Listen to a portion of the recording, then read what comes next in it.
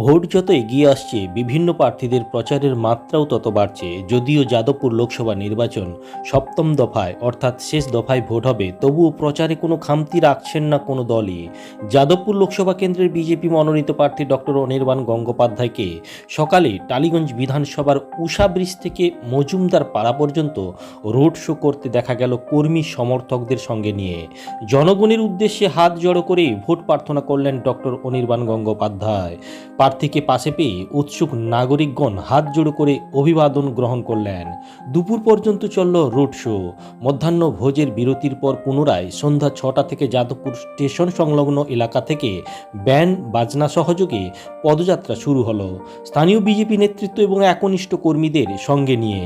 প্রায় 3 থেকে 4 কিলোমিটার পথযাত্রা করার পর তালপুকুর এলাকায় জনসংযোগ যাত্রা শেষ হয়।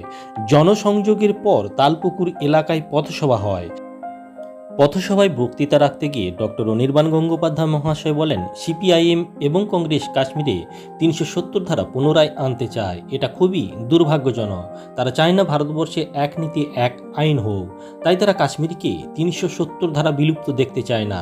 মোদিজির সবকা সাথ সবকা বিকাশ নীতিকে ফলশ্রুত করতে আগামী নির্বাচনে পশ্চিমবঙ্গ থেকে বিপুল ভোটে বিজেপি সমর্থিত প্রার্থীদের জয়যুক্ত করতে হবে।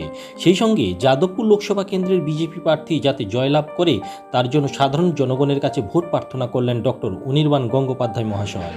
মোদিজির সবকা সাথ সবকা বিকাশ নীতিকে অক্ষুণ্ণ রাখতে যাদবপুর লোকসভা কেন্দ্রের বিজেপি প্রার্থীকে পদ্মফুল চিহ্নে ভোট দিয়ে বিপুল ভোটে জয়ী করার আহ্বান জানান। পশ্চিমবঙ্গের 42টা লোকসভা আসনের মধ্যে বিজেপি এবার ভালোই ফল করবে এবং 1 নম্বরে উঠে আসবে, এমনই মন্তব্য করেছেন ভোট কৌশলী প্রশান্ত কিশোর। যদিও বিজেপি কটা আসন পাবে এখনও তেমন খোলসা করে কিছুই বলেননি তিনি। শুধু এই একটি কথাতেই রাজ্য রাজনীতির ভোট চর্চার মোড় ঘুরে গিয়েছে, এমনই অভিমত রাজনীতিবিদদের।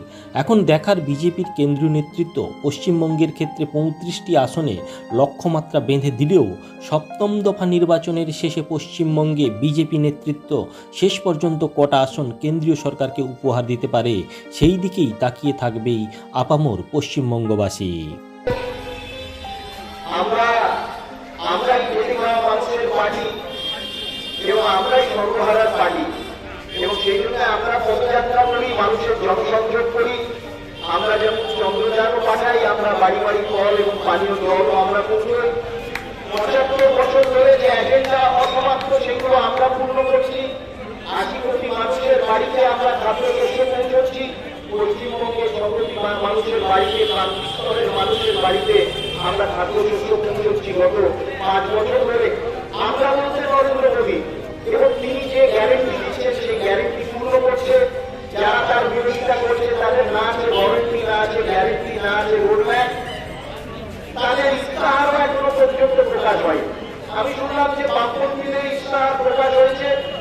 আমি তার একটা একেবারে পুঙ্খানুপুঙ্খ একটা বিশ্লেষণ করছি এবং তার উত্তর পৃষ্ঠা ধরে ধরে কিছু উত্তর আমি পরবর্তীকালে দেব। কিন্তু প্রথমেই যেটা আশ্চর্য লাগে বামপন্থী এবং কংগ্রেসের ইস্তাহারে, সেটা হল ধারা 270 আবার তারা বহাল করবে, তারা আবার লাগু করে দেবে।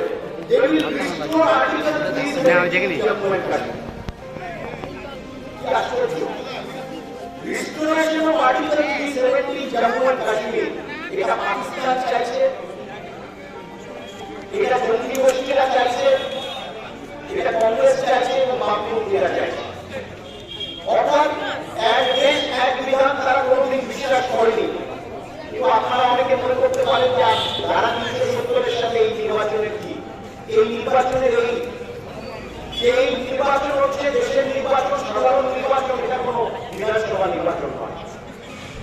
এবং আগামী 25 বছর 2047-এ স্বাধীনতা 100 বছর যখন ভারতবর্ষ পালন করবে, কি ধরনের দেশ আমরা দেখতে চাই, এই নির্বাচন সেটা সুনিশ্চিত করবে। নরেন্দ্র মোদী যারা বিরোধিতা করে, বিরোধিতা করা তো